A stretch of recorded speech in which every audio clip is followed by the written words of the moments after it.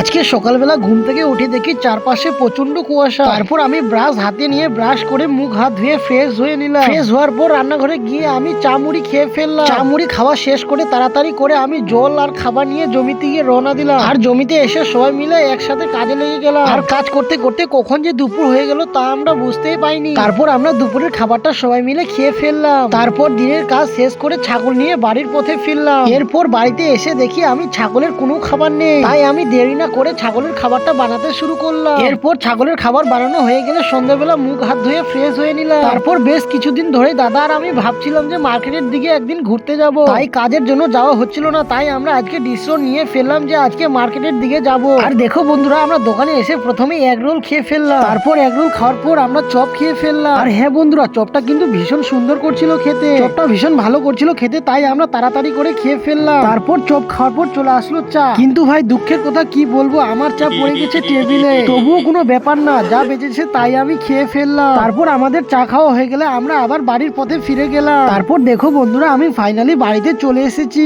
কিন্তু বন্ধুরা, আজকের দিনটা খুবই সুন্দর আর স্পেশাল ছিল।